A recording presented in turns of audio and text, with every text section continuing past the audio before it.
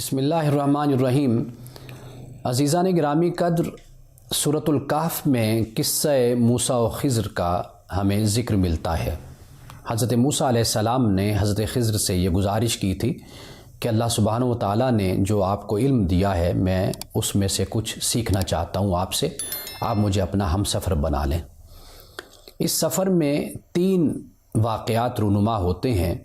حضرت موسیٰ علیہ السلام ان 3 واقعات پہ بےتاب ہو کر حضرت خضر سے ان کی وجہ اور سبب پوچھتے ہیں۔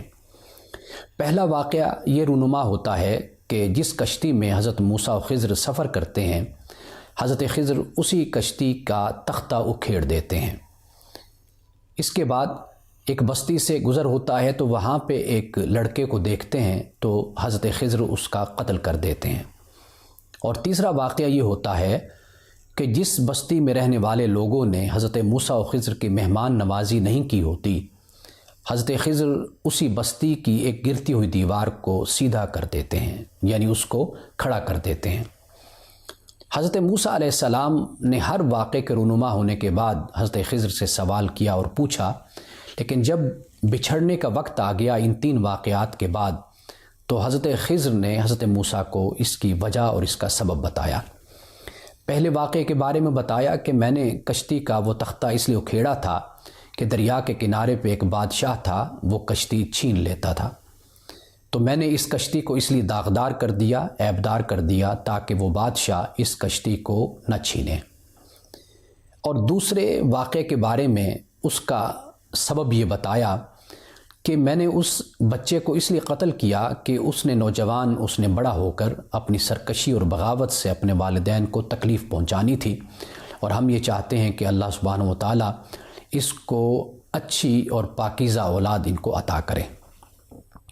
اور تیسرے واقعے کے بارے میں حضرت خضر نے کہا کہ یہ جو تیسرا واقعہ ہے، یہ دیوار میں نے اس لیے سیدھی کی تھی کہ اس دیوار کے نیچے یتیم بچوں کا خزانہ ہے، یعنی باپ نے مرتے وقت یہاں پر خزانے کو چھپا دیا تھا کہ میری اولاد بڑی ہو کر یہاں سے خزانہ لے لے گی، تو میں نے اس لیے اس دیوار کو سیدھا کر دیا۔ پہلے واقعے سے جو ہمیں تعلیم ملتی ہے وہ تعلیم یہ ہے کہ اللہ سبحانہ و تعالیٰ اگر اہل ایمان کو مال کا نقصان پہنچاتا ہے یا اس کو نقصان ہوتا ہے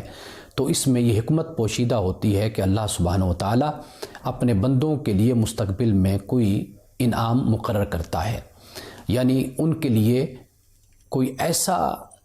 دنیاوی طور پر کوئی نعمت رکھ لیتا ہے کہ جو ان کو اللہ تعالیٰ مستقبل میں عطا کرتا ہے۔ اور اس بات کی تعلیم ملتی ہے کہ مومنوں کو چاہیے کہ وہ صبر کریں۔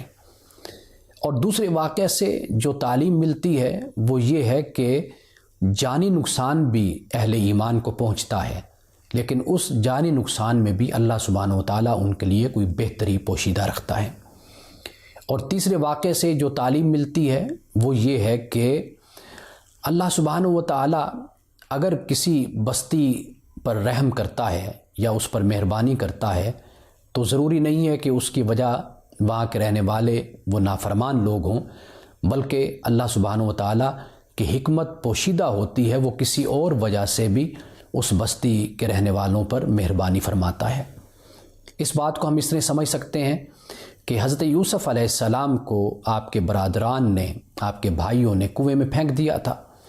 اب ان کا خیال یہ تھا کہ یوسف سے ہماری جان چھوٹ گئی، لیکن اللہ سبحانہ و تعالیٰ کی حکمت یہ تھی کہ وہ حضرت یوسف علیہ السلام کو کنویں سے عزیز مصر تک اور عزیز مصر سے مصر کے اقتدار تک پہنچانا چاہتا تھا۔ برادران یوسف اس حقیقت تک اور اس پوشیدہ حکمت تک نہ پہنچ سکے۔ اسی طرح حضرت یوسف علیہ السلام نے اپنے جیل کے ساتھی کو، جو ساقی تھا، بادشاہ کو شراب پلاتا تھا، اسے یہ کہا تھا کہ میرا ذکر جا کر اپنے بادشاہ کے سامنے کرنا۔ قرآن یہ کہتا ہے کہ اس ساقی کو، جیل کے ساتھی کو شیطان نے بھلا دیا۔ اب اس میں حکمت یہ تھی کہ حضرت یوسف علیہ السلام کی ضرورت وہ بادشاہ بن گیا، اللہ تعالیٰ نے اس لیے شیطان کے ذریعے سے بھلا دیا کہ وہ ساقی جا کر بادشاہ کے سامنے حضرت یوسف کا ذکر کرے۔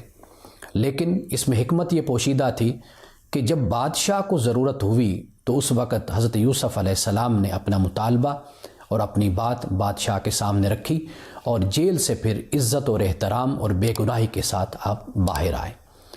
اللہ سبحانہ و تعالیٰ کے یہ تمام معاملات تکوینی امور کے تحت ہوتے ہیں، یعنی ظاہری طور پر ایک نقصان اور ظاہری طور پر ایک تکلیف اور ایک مصیبت نظر تو آتی ہے، لیکن حقیقت یہ ہے کہ اس میں اللہ سبحانہ و تعالیٰ نے انسان کے لیے، اہل ایمان کے لیے بہت سی مہربانیاں، رحمتیں اور نعمتیں پوشیدہ کر رکھی ہوتی ہیں۔